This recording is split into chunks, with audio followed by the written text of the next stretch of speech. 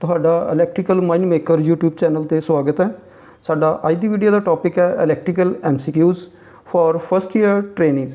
ਜਿਹੜੇ trainee electrician, ਵਾਇਰਮੈਨ ਜਾਂ ਹੋਰ ਟ੍ਰੇਡ ਜਿਸ ਦੇ ਵਿੱਚ ਇਲੈਕਟ੍ਰੀਕਲ ਫੀਲਡ ਦੇ ਟੌਪਿਕ ਹਨ ਉਹਨਾਂ ਦੇ ਲਈ ਇਹ ਵਾਲੇ MCQ ਨੇ। ਸੋ ਅੱਜ ਦੀ ਵੀਡੀਓ ਦੇ ਵਿੱਚ ਜਾਣਦੇ ਹਾਂ electrical MCQ for first year trainees. So ਅੱਜ ਦੀ ਵੀਡੀਓ ਦਾ ਪਹਿਲਾ ਕੁਐਸਚਨ ਹੈ AC single phase supply system ਵਿੱਚ न्यूट्रल ਦਾ ਕੀ ਕੰਮ ਹੈ।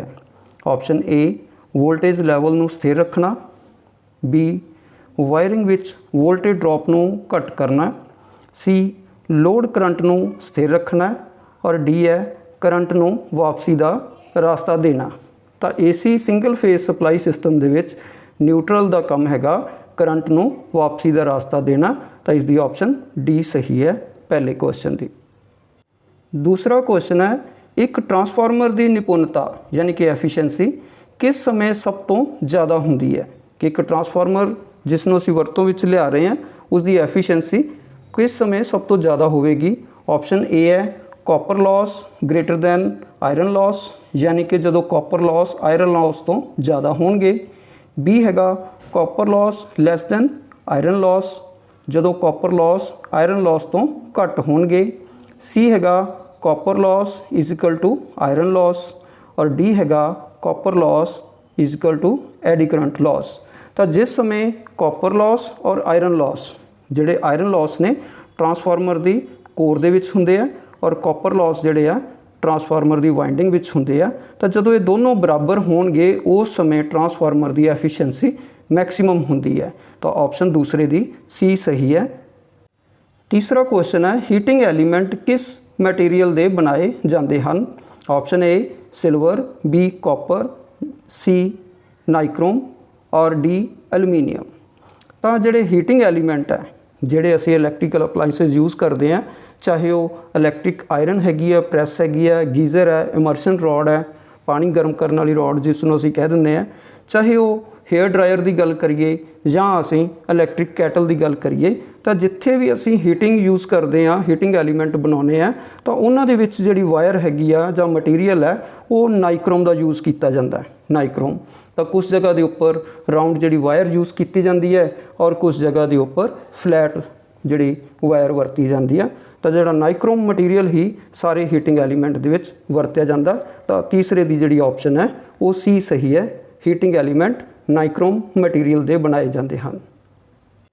चौथा क्वेश्चन है माइक्रोवेव ओवन विच स्टेरर मोटर का की काम हुंदा है। तो ऑप्शन ए है अंदर ठंडी हवा खिंचती है, बी है गर्म हवा नूं बाहर कढ़दी है, सी इलैक्ट्रोमैग्नैटिक एनर्जी नूं एकसार सारे पासे घुमाउंदी है और डी उपरोक्त सारे।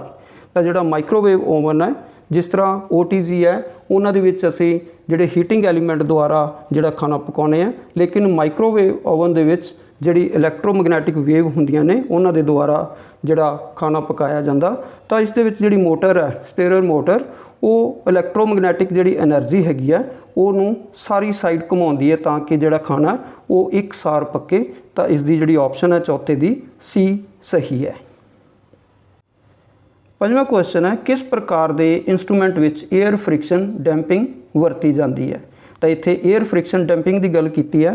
तो इस क्वेश्चन का हल करन तो पहला असीं डैंपिंग बारे जानते हैं कि डैंपिंग हुंदी की है कि मेजरिंग इंस्ट्रूमेंट जिवें असीं इलैक्ट्रीकल सिस्टम दे विच करंट वोल्टेज मेजर करते हैं तो उत्थे जिहड़े मीटर हैगे आ मेजरिंग इंस्ट्रूमेंट है तो उस दे विच स्टार्टिंग च दो टॉर्क लगते हैं। एक डिफ्लैक्टिंग टॉर्क जिस दे नाल पॉइंटर मूव करता है उसकी दिती हुई मात्रा वाल नूं जाण की कोशिश करता है, और दूसरा कंट्रोलिंग टॉर्क जिहड़ा कि उसनूं वापस जीरो वाल लियाउण की कोशिश करता। तो जिहड़े दो टॉर्क ने डिफ्लैक्टिंग जिहड़ा पॉइंटर नूं अगे वाल लैके जांदा है और कंट्रोलिंग टॉर्क जिहड़ा उहनूं वापस लैके आउंदा है। तो दोनों के कारण टॉर्क के कारण जिहड़ी पॉइंटर है वो काफ़ी देर मूव करता रहिंदा फिर आके वो स्थिर हुंदा जिहड़ी मात्रा नूं मापना हुंदा। तो इत्थे जिहड़ी डैंपिंग वरतदे हां असीं चाहे वो एयर फ्रिक्शन डैंपिंग होवे, fluid friction damping, eddy current damping या इलैक्ट्रोमैगनैटिक डैंपिंग अलग अलग तरह ਦੀਆਂ ਵਰਤੀਆਂ ਜਾਂਦੀਆਂ।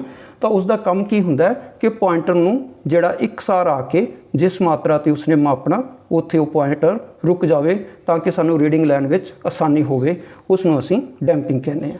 ਤਾਂ ਇੱਥੇ ਪੁੱਛਿਆ ਗਿਆ ਕਿ ਜਿਹੜੇ ਇੰਸਟਰੂਮੈਂਟ ਲਿਖੇ ਹੋਏ ਆ, ਇਹ ਇੰਸਟਰੂਮੈਂਟ ਲਿਖੇ ਆ 4 ਟਾਈਪ ਦੇ, ਇਸ ਦੇ ਵਿੱਚ 에ਅਰ ਫ੍ਰਿਕਸ਼ਨ ਡੈਂਪਿੰਗ ਪੁੱਛੀ ਗਈ ਹੈ ਕਿੱਥੇ ਵਰਤੀ ਜਾਂਦੀ ਹੈ।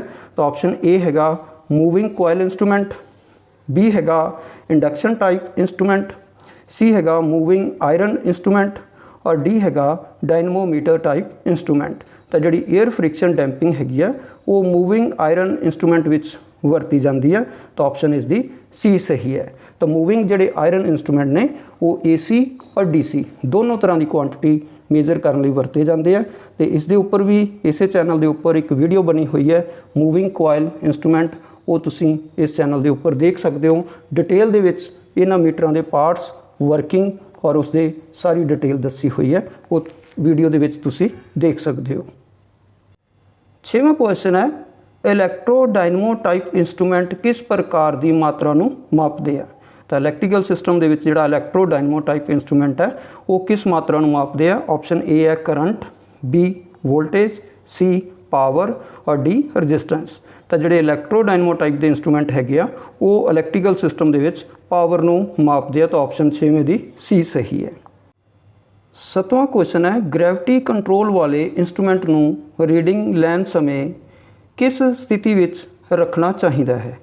ਤਾਂ ਜਿਹੜੇ ਇੰਸਟਰੂਮੈਂਟ ਦੇ ਵਿੱਚ ਗ੍ਰੈਵਿਟੀ ਕੰਟਰੋਲ ਰੱਖੀ ਜਾਂਦੀ ਆ, ਜਿਹੜੇ ਕੰਟਰੋਲਿੰਗ ਟਾਰਕ ਹੈਗੇ ਆ ਉਹ spring control, gravity control, fluid friction, ਇਸ ਤਰ੍ਹਾਂ ਅਲੱਗ-ਅਲੱਗ ਕੰਟਰੋਲ ਹੈਗੇ ਆ। ਤਾਂ ਇਸ ਦੇ ਵਿੱਚ ਗ੍ਰੈਵਿਟੀ ਕੰਟਰੋਲ ਵਾਲੇ ਇੰਸਟਰੂਮੈਂਟ ਦੀ ਪੋਜੀਸ਼ਨ ਪੁੱਛੀ ਗਈ ਹੈ ਕਿਵੇਂ ਰੱਖਣਾ ਜਦੋਂ ਅਸੀਂ ਰੀਡਿੰਗ ਲੈਣੀ ਹੈ। ਤਾਂ ਆਪਸ਼ਨ ਏ ਹੈ ਇਨਕਲਾਈਨਡ, ਇਨਕਲਾਈਨਡ ਮੀਨਸ ਤਿਰਛਾ, ਜਿਵੇਂ ਆਪਾਂ ਟੇਢਾ ਕਹਿ ਦਿੰਦੇ ਹਾਂ ਤਿਰਛਾ। ਬੀ ਹੌਰੀਜ਼ੋਨਟਲ, ਇਸ ਪੋਜੀਸ਼ਨ ਦੇ ਵਿੱਚ ਜਿਵੇਂ ਇਸ ਤਰ੍ਹਾਂ ਮੀਟਰ ਰੱਖ ਲੈਂਦੇ ਹਾਂ। ਨੈਕਸਟ ਹੈਗਾ ਵਰਟੀਕਲ, ਖੜੇ ਰੁੱਖ ਔਰ ਡੀ ਕਿਸੇ ਵੀ ਪੋਜੀਸ਼ਨ ਦੇ ਵਿੱਚ। ਤਾਂ ਗ੍ਰੈਵਿਟੀ ਕੰਟਰੋਲ ਬਾਰੇ ਜੇ ਜਾਣੀਏ, ਗ੍ਰੈਵਿਟੀ ਕੰਟਰੋਲ ਕੀ ਆ, ਵੇਟ ਪਾਇਆ ਹੋਇਆ ਦੋਨੋਂ ਸਾਈਡ ਜਿਹੜੇ ਆ ਪੁਆਇੰਟਰ ਦੇ ਸਾਈਡ ਤੇ ਵੇਟ ਪਾਇਆ। ਤਾਂ ਇਸ ਵੇਟ ਨੂੰ ਬਰਾਬਰ ਰੱਖਣ ਵਾਸਤੇ, ਬੈਲੈਂਸ ਰੱਖਣ ਵਾਸਤੇ ਜੇ ਸਹੀ ਰੀਡਿੰਗ ਲੈਣੀ ਹੈ ਤਾਂ ਇਸ ਨੂੰ ਵਰਟੀਕਲ ਪੋਜੀਸ਼ਨ 'ਚ ਇਸ ਤਰ੍ਹਾਂ ਖੜੇ ਰੁੱਖ ਰੱਖਿਆ ਜਾਂਦਾ, ਮੀਟਰ ਨੂੰ ਸਾਹਮਣੇ ਤੋਂ ਰੀਡਿੰਗ ਲਈ ਜਾਂਦੀ ਹੈ। ਤਾਂ ਇਸ ਦੀ ਜਿਹੜੀ ਆਪਸ਼ਨ ਸੀ ਸਹੀ ਹੈ, ਵਰਟੀਕਲ ਪੋਜੀਸ਼ਨ 7ਵੇਂ ਦੀ ਸੀ ਆਪਸ਼ਨ ਸਹੀ ਹੈ। 8ਵਾਂ ਕੁਐਸਚਨ ਹੈ ਜੇਕਰ CT ਮੀਨਸ ਕਰੰਟ ਟਰਾਂਸਫਾਰਮਰ, ਜੇਕਰ CT ਦਾ ਸੈਕੰਡਰੀ ਸਾਈਡ ਓਪਨ ਰੱਖਿਆ ਜਾਵੇ ਤਾਂ ਇਸ 'ਤੇ ਕੀ ਪ੍ਰਭਾਵ ਪਵੇਗਾ। ਆਪਸ਼ਨ ਏ ਹੈ CT ਦੀ ਪ੍ਰਾਇਮਰੀ ਵਾਈਂਡਿੰਗ ਸੜ ਜਾਵੇਗੀ, ਬੀ ਵੋਲਟ ਐਂਪੀਅਰ ਕਪੈਸਿਟੀ ਘਟ ਜਾਵੇਗੀ, ਸੀ ਵੋਲਟ ਐਂਪੀਅਰ ਕਪੈਸਿਟੀ ਵੱਧ ਜਾਵੇਗੀ ਔਰ ਡੀ ਹੈਗਾ CT ਦੀ ਸੈਕੰਡਰੀ ਵਾਈਂਡਿੰਗ ਸੜ ਜਾਵੇਗੀ। ਤਾਂ ਜੇਕਰ CT ਜਿਹੜਾ ਕਿ ਕਰੰਟ ਟਰਾਂਸਫਾਰਮਰ ਦੱਸਿਆ ਸੀ, ਇਸ ਦੀ ਵਰਤੋਂ ਅਸੀਂ ਜ਼ਿਆਦਾ ਕਰੰਟ ਦੀ ਮਾਤਰਾ ਨੂੰ ਮੇਜ਼ਰ ਕਰਨ ਲਈ ਕਰਦੇ ਹੈਗੇ ਆ। ਤਾਂ ਇਸ ਦੇ ਵਿੱਚ ਪ੍ਰਾਇਮਰੀ ਸਾਈਡ ਔਰ ਇਹ ਵਾਲੀ ਦਿਖਾਈ ਹੈ ਸੈਕੰਡਰੀ ਸਾਈਡ ਜਿਸ ਦੇ ਬਾਰੇ ਪੁੱਛਿਆ, ਇਸ ਨੂੰ ਐਂਪੀਅਰ ਮੀਟਰ ਦੇ ਨਾਲ ਜੋੜਿਆ ਗਿਆ। ਤੇ ਇਸ ਦੇ ਬਾਰੇ ਗੱਲ ਕੀਤੀ ਹੈ ਜੇ ਇਸ ਨੂੰ ਓਪਨ ਰੱਖਿਆ ਜਾਵੇ ਸੈਕੰਡਰੀ ਸਾਈਡ ਨੂੰ ਤਾਂ ਫਿਰ ਕੀ ਪ੍ਰਭਾਵ ਪਵੇਗਾ CT ਤੇ। ਤਾਂ ਜੇ ਅਸੀਂ ਇਸ ਨੂੰ ਓਪਨ ਰੱਖਾਂਗੇ ਤਾਂ ਇਹ ਵਾਈਂਡਿੰਗ ਜਿਹੜੀ ਹੈ ਸੈਕੰਡਰੀ ਵਾਈਂਡਿੰਗ ਹੈ ਉਹ ਸੜ ਜਾਵੇਗੀ। ਤਾਂ ਆਪਸ਼ਨ 8ਵੇਂ ਦੀ ਡੀ ਸਹੀ ਹੈ। 9ਵਾਂ ਕੁਐਸਚਨ ਹੈ high pressure sodium wiper lamp circuit ਵਿੱਚ ਇਗਨੀਟਰ ਦਾ ਕੀ ਕੰਮ ਹੁੰਦਾ ਹੈ।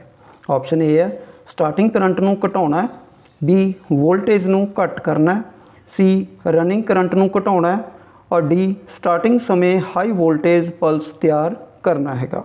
ਤਾਂ ਜਿਹੜਾ ਇਗਨੀਟਰ ਪੁੱਛਿਆ ਗਿਆ high pressure sodium wiper lamp ਦੀ ਡਾਇਗਰਾਮ ਦੇਖਦੇ ਹਾਂ। ਲੈਂਪ ਹੈਗਾ, ਉਸ ਦੇ ਵਿੱਚ ਚੋਕ, ਕਪੈਸਿਟਰ ਔਰ ਇਹ ਵਾਲਾ ਇਗਨੀਟਰ ਹੈ। ਨਜ਼ਦੀਕ ਕਰਕੇ ਦਿਖਾ ਦਿੰਦਾ ਇਗਨੀਟਰ ਜਿਸ ਦੇ ਬਾਰੇ ਪੁੱਛਿਆ ਗਿਆ ਕਿ ਇਸ ਦਾ ਕੰਮ ਕੀ ਹੈਗਾ। ਇਸ ਦਾ ਕੰਮ ਜਿਹੜਾ ਹੈਗਾ ਸਟਾਰਟਿੰਗ ਸਮੇਂ ਹਾਈ ਵੋਲਟੇਜ ਜਿਹੜੀ ਪਲਸ ਤਿਆਰ ਕਰਨਾ ਹੈਗਾ। ਤਾਂ ਆਪਸ਼ਨ ਇਸ ਦੀ ਡੀ ਸਹੀ ਹੈ 9ਵੇਂ ਦੀ। 10ਵਾਂ ਕੁਐਸਚਨ ਹੈ ਹੇਠ ਦਿੱਤਿਆਂ ਵਿੱਚੋਂ ਕਿਹੜਾ ਕੋਲਡ ਕੈਥੋਡ ਲੈਂਪ ਹੈ। Option A halogen lamp, B neon sign lamp, C fluorescent lamp ਔਰ ਡੀ ਮਰਕਰੀ ਵੈਪਰ ਲੈਂਪ। ਤਾਂ ਇਸ ਦੇ ਵਿੱਚ ਜਿਹੜਾ ਨਿਊਨ ਸਾਈਨ ਲੈਂਪ ਹੈਗਾ ਇਹ ਕੋਲਡ ਕੈਥੋਡ ਲੈਂਪ ਹੈਗਾ। ਇਸ ਦੇ ਵਿੱਚ ਜਿਹੜੇ ਫਿਲਾਮੈਂਟ ਨਹੀਂ ਜਗਦੇ, ਇਸ ਦੇ ਵਿੱਚ ਜਿਹੜੀ ਹੈਗੀ ਆ ਜਿਹੜੀ ਨਿਊਨ ਗੈਸ ਹੈਗੀ ਆ, ਨਿਊਨ ਗੈਸ ਹੈ ਉਹ ਆਇਓਨਾਈਜ਼ ਹੋ ਕੇ ਲਾਈਟ ਦਿੰਦੀ ਹੈ। ਤਾਂ ਇਸ ਦਾ ਜਿਹੜਾ ਕੋਲਡ ਕੈਥੋਡ ਲੈਂਪ ਅਸੀਂ ਕਹਿੰਦੇ ਆ ਉਹ ਨਿਊਨ ਸਾਈਨ ਲੈਂਪ ਹੈਗਾ। ਤਾਂ ਆਪਸ਼ਨ 10ਵੇਂ ਦੀ ਬੀ ਸਹੀ ਹੈ। 11वां क्वेश्चन है ल्यूमिनस इंटेंसिटी दी SI यूनिट की है। ऑप्शन ए है लक्स, बी ल्यूमेन, सी कैंडेला और डी वाट। तो जी ल्यूमेन इंटेंसिटी दी SI यूनिट है वो सी ऑप्शन है कैंडेला। 11वें दी सी ऑप्शन सही है। 12वां क्वेश्चन है फिलामेंट लैंप जिहड़ा कि असी इनकैंडिसेंट लैंप भी कह देंगे हैं, कच का हुंदा ग्लास टाइप का। दा वर्किंग टैंपरेचर पूछा गया कि फिलामेंट लैंप का वर्किंग तापमान कितना हुंदा है। ऑप्शन ए है 1500 degree Celsius, B 1600 degree Celsius, C 2000 degree Celsius और डी हैगा 2300 डिग्री सैल्सीयस। तो जोड़ा फिलामेंट लैंप है इनकैंडिसेंट लैंप की गल की है तो उसका जोड़ा वर्किंग टैंपरेचर है वो 2300 डिग्री सैल्सीयस है। तो 12वें दी ऑप्शन डी सही है। 13वां क्वेश्चन है फ्लोरोसेंट ट्यूब लैंप दे टंगस्टन इलैक्ट्रोड नूं किस पदार्थ का लेप यानी कि कोटेड किया जाता है। फ्लोरोसेंट ट्यूब जड़ियाँ ट्यूबलाइट असी यूज़ करते हैं, जड़ियाँ अजकल LED ट्यूबलाइट यूज़ करते, इस तो पहला फ्लोरोसेंट ट्यूब सीगियां जड़ियाँ 4 फिट या 2 फिट दियाँ साइज़ दे विच सीगियां, 40 वाट 20 वाट। उस दे विच जिहड़े इलैक्ट्रोड ने वो टंगस्टन मैटल दे बनाए जाते हैं। जिहड़े फिलामेंट लैंप है उन्हां दे विच भी जिहड़े एलीमेंट ने वो भी टंगस्टन दे ही बनाए जाते हैं। तो उसनूं कोटिंग किया जाता तो वो कोटेड जिहड़ा मटीरीयल है उस दे बारे पूछा गया। ऑप्शन ए है सिल्वर ऑक्साइड, बी हैगा फास्फोरस पाउडर, सी फ्लोरोसेंट पाउडर, डी हैगा बेरियम अते सट्रोशियम ऑक्साइड। तो ये जिहड़े एलीमेंट हैगे आ टंगस्टन फिलामेंट है फ्लोरोसेंट ट्यूबलाइट दे उसकी जिहड़ी इलैक्ट्रोड नूं कोटिंग किया गया वो डी ऑप्शन है बेरियम अते सट्रोशियम ऑक्साइड। ऑप्शन डी सही है 13वें दी।